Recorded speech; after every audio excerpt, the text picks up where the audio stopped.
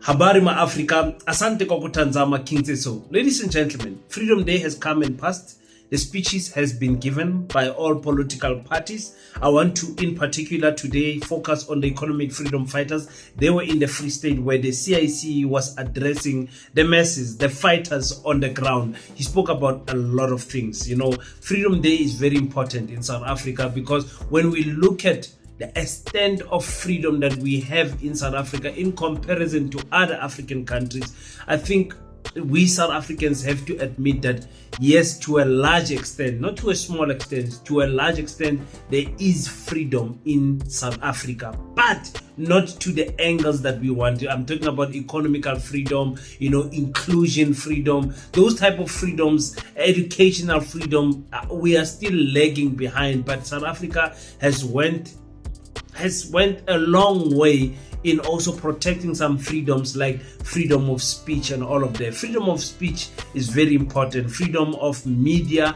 very important also. The CIC was addressing the fighters on the ground, speaking about the VAT, speaking about Elon Musk, speaking about the fighters must protect the economic freedom fighters because it is the organization for the people. He also spoke about defending Captain Ibrahim Traore, saying that we must not allow America to attack the man, we must defend him. He spoke about China, he spoke about Palestine, he spoke about so many things. I would now like us to listen to him a little bit in this video and break down that speech of the CIC, or part of that speech of the CIC. Let's talk about that, Paseta, and much more.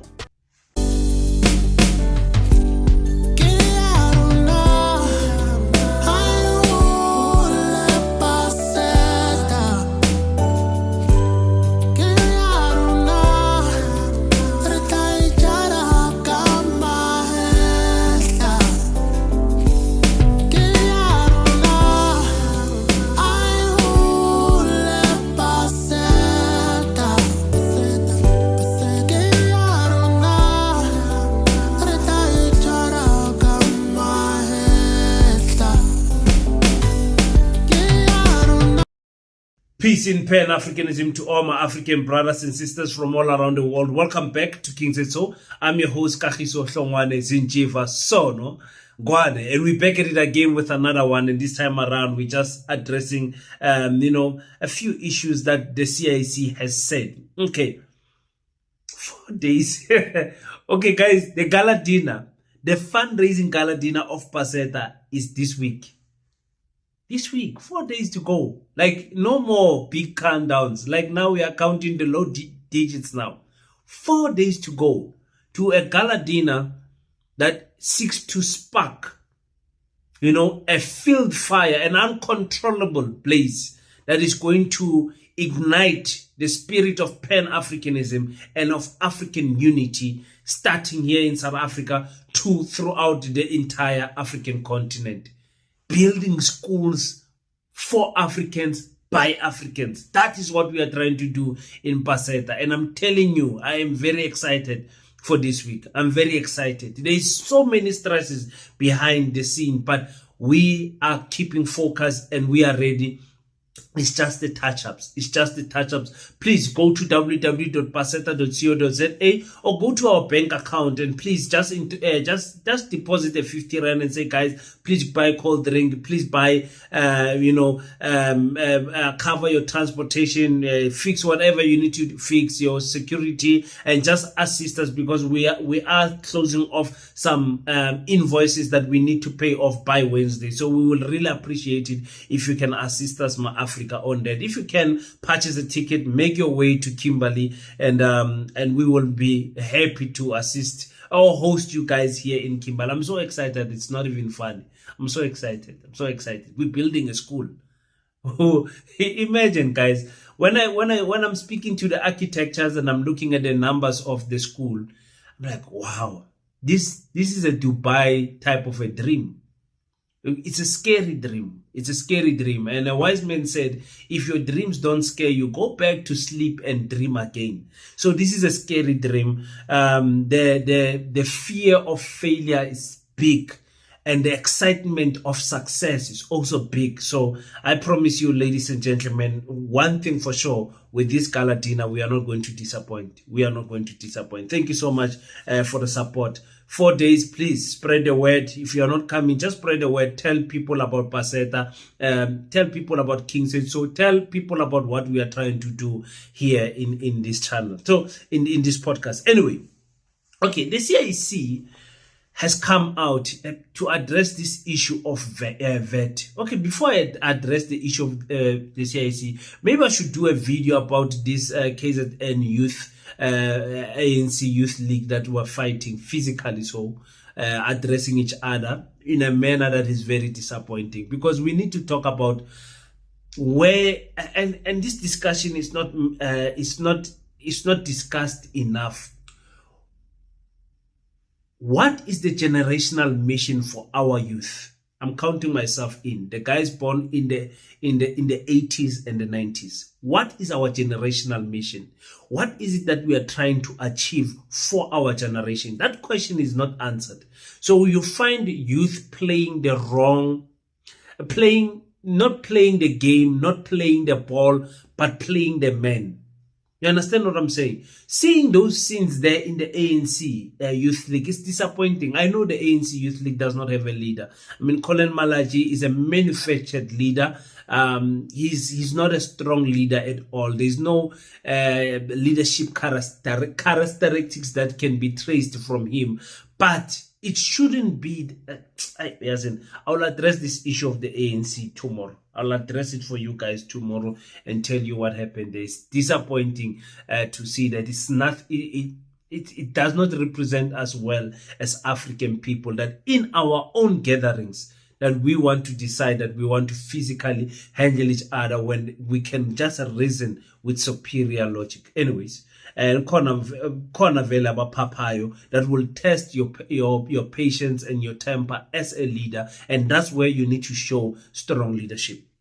Let's go to the EFF. Excuse me. The EFF was in Free State, and the CIC was addressing the crowd there, and he spoke about VAT. VAT is a crazy thing, ladies and gentlemen. It's crazy. It's crazy. If I told you, if anything that we have learned in this coalition government is that coalition and this GNU, Government of National Confusion. That's why I call it Government of National Confusion, because it is confusion. It does not work. It does not work. I almost want to say, hey, I prefer the ANC to win elections than to get this rubbish that we are getting. I almost want to say that, but I don't want to say that.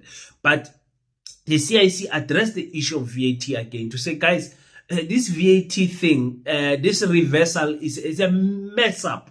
It means that the fiscus must be tabled again, and they must tell us what is the budget without VAT. So he must present Ukotongwane the budget again. But I just want us to listen to what the CIC has said in regard of that. Disappointing. Listen to this. There is no budget because the Minister of Finance has withdrawn the Division of Revenue Bill and the Appropriations Bill, meaning he has to create a new fiscal framework to introduce these bills again. That means there is no money allocated for anything in South Africa as we stand here today. Enoch Godongwan wrote a letter to the media this week saying he is reversing VAT increase. And this same week, a group of fools started celebrating with the ANC and called a press conference celebrating that they stopped a VAT increase.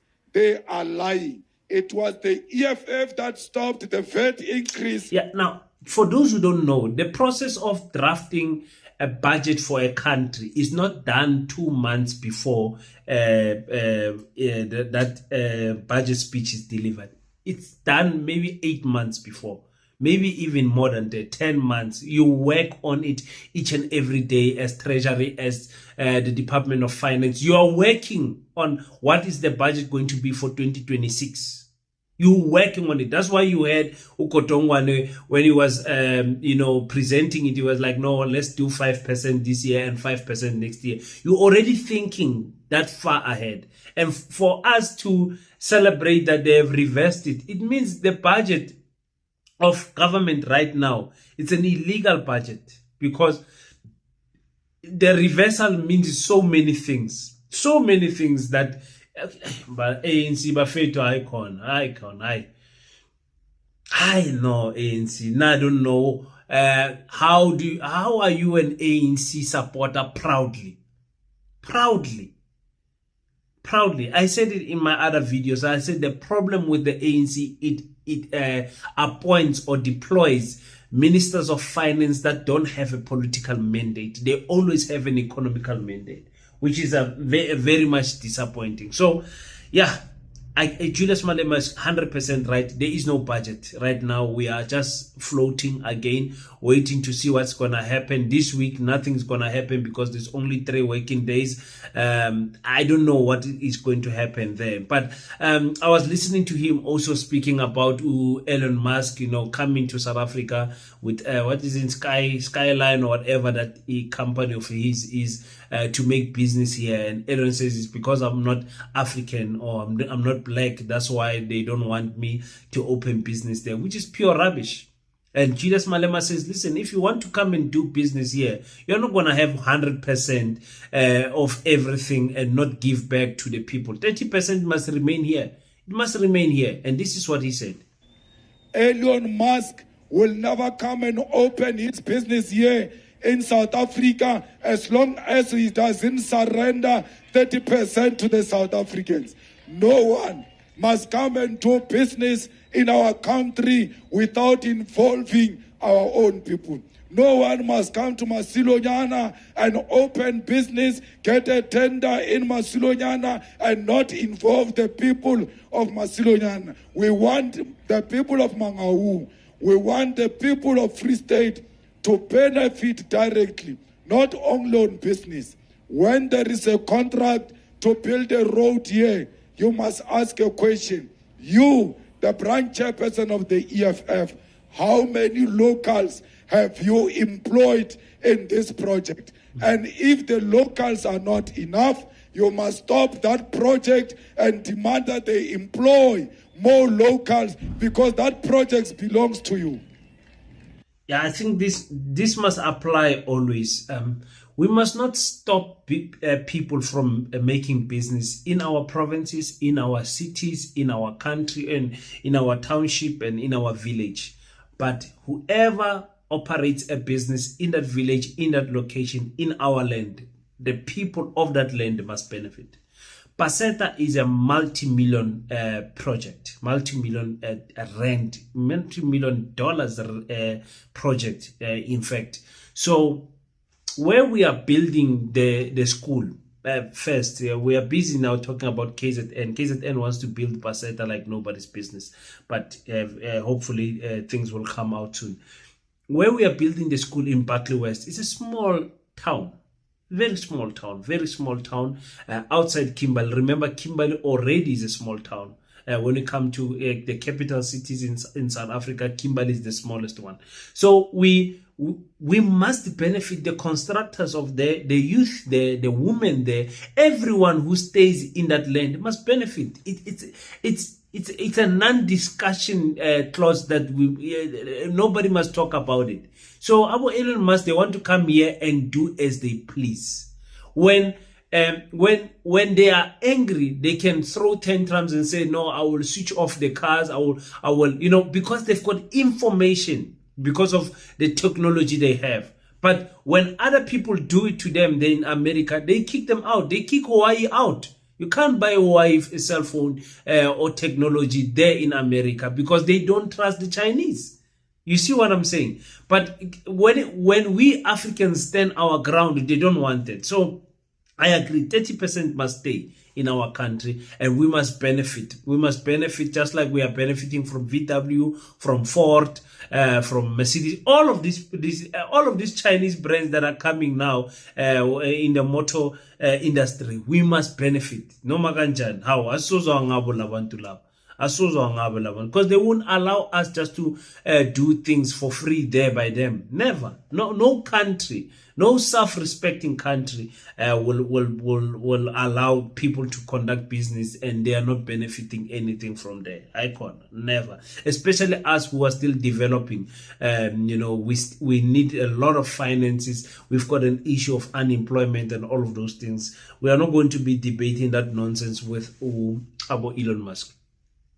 Julius Malema says the fighters must defend their organization. They must really build the EFF and they must make sure they wear their red beret and defend it with everything that they have.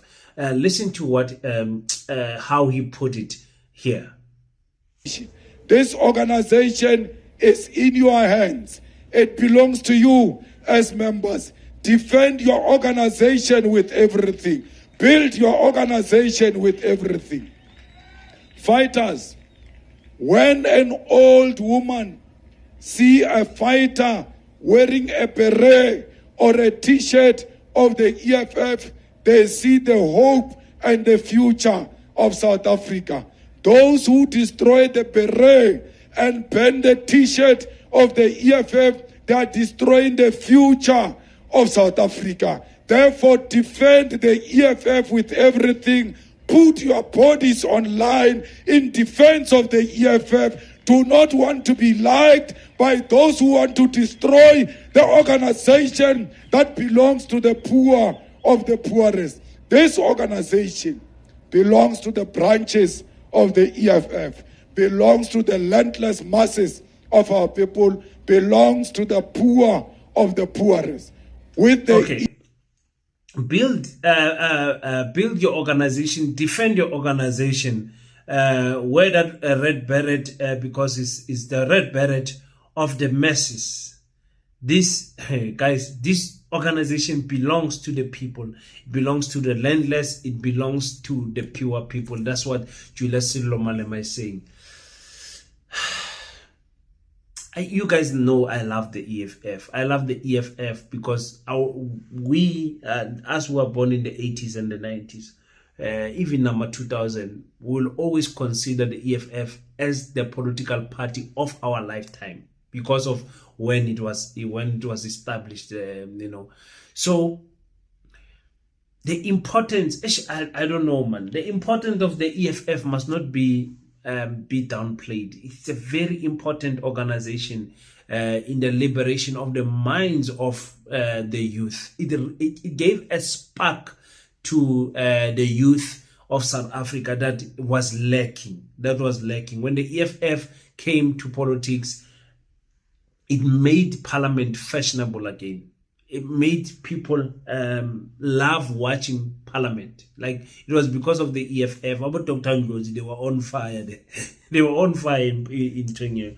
But not only that, the black consciousness of who we are as young Africans and where we are going was reignited by the EFF. It has not been able to completely grow through all the age groups properly, and you find that it's still a youth-based political party, but not to all the youths. You understand? So the EFF has got a lot of work to do, and now they are talking about rebuilding. I was speaking to the chairperson of the EFF here in the Northern Cape. I said, why rebuild? Why rebrand? Why are you doing that? He said, listen, we've been in existence for 11, 12 years. We need to rebrand because we see that the machinery is not broken but can be improved. So that's what the EFF has to do. That conversation is a deep conversation that they must have in the EFF.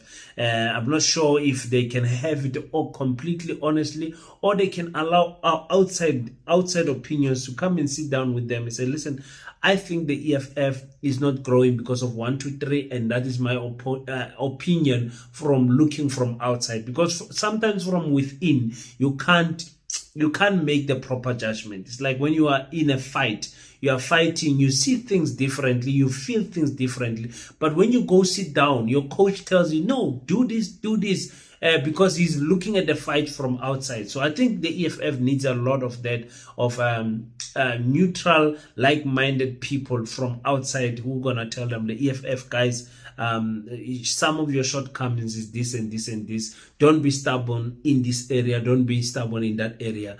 Let's grow this organization.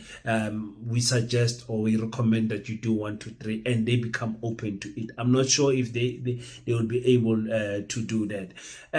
EFF leadership, Julius Malema, spoke about the protection of Ibrahim Traore. Very important to all of us as Africans to defend this man. I said we will make a video about him, but it looks like this whole week is going to be about him, because there's a planned international march, I believe, on the 30th of April to tell America to say hands off. But Julius Malema also said this about that. America must never tell us what to do.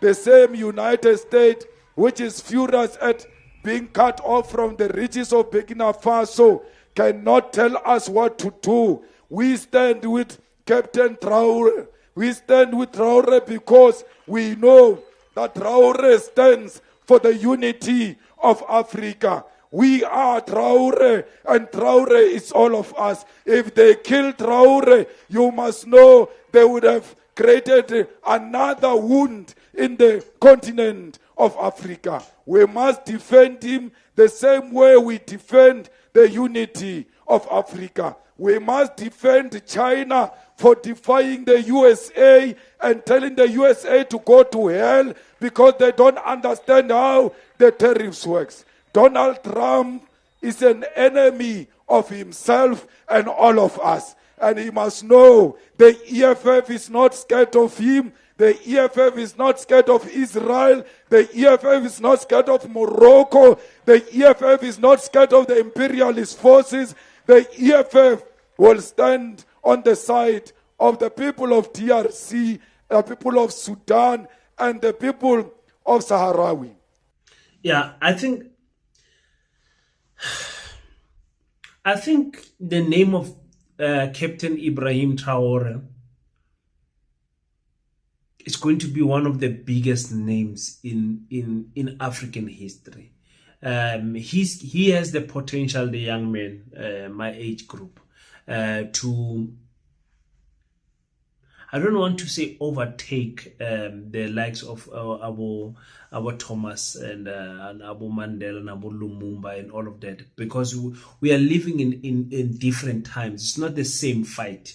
It's not the same fight. I told you guys about the liberation from those who liberated us is different from the liberation from our colonizers. So this second movement of liberating Africans from those who liberated us it's a very difficult thing.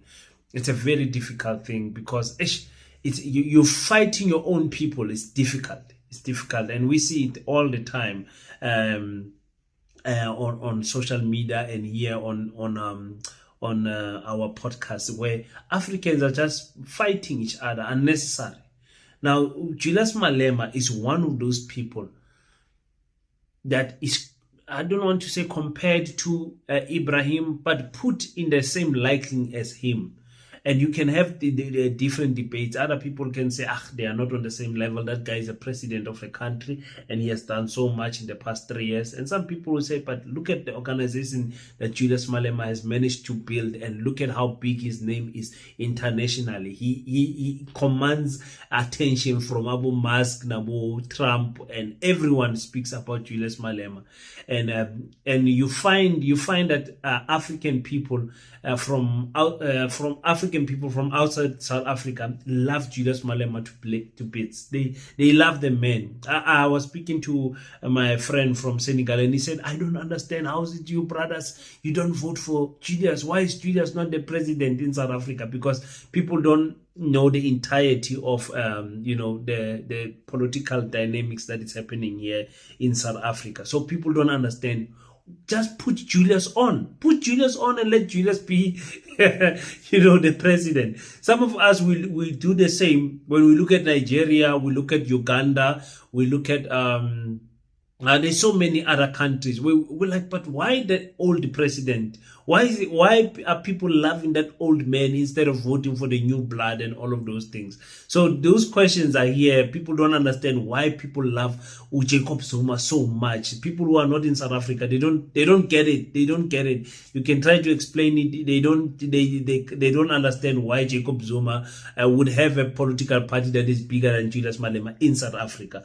But anyway, Captain Ibrahim, I almost said Dr. Ibrahim Traore, is a man that must be defended, and we must make noise on social media. Probably will be targeted for making that noise, but that's the sacrifice that has to be taken for us. We must not keep quiet and allow our own to be used to attack. But that's how the enemy is doing. But because we never improve on this issue of uniting and integrating African countries and African borders and African systems, it's going to be difficult to win this fight. It's going to be difficult. Because I say we can make all the noise that we want to on social media, but when we don't have active noise, I mean action in what we are doing, nothing will happen. We have to boycott. We have to fight American products. I don't know, American embassies or something like that. I don't know. We have to do things physically. And I hear that there's a march that has been planned, an international march for Dr. Ibrahim. Why get Doctor? Bergman, Captain Ibrahim Traore, to say we're gonna march. And I think this is gonna be big. This is gonna be one of the first times in recent memory where Africans all over the world are going to say hands off. I almost said doctor again, Captain Ibrahim. So I can't wait. I think also in the gala dinner that we'll be having, even though it will be 2 days after the international march, but we are going to voice out our support to Ibrahim Traore and the people of Burkina, to say those people have got the best president that all Africans are wishing to have. Thank you so much, guys, for tuning in. Let me go and rest. 4 days to go. Oh my goodness. Zakala, 4 days to go. And thank you so much for the support. Thank you so much for the messages of encouragement. Thank you so much for purchasing the ticket. Thank you so much for everything, Bafeto. I really appreciate it so much. Let me go and rest. I'm not feeling well again. Until we meet again, don't forget to pray. But after we pray, let's stand up, African people. Do our best so that God can do the rest. Peace in Pan-Africanism. I salute you.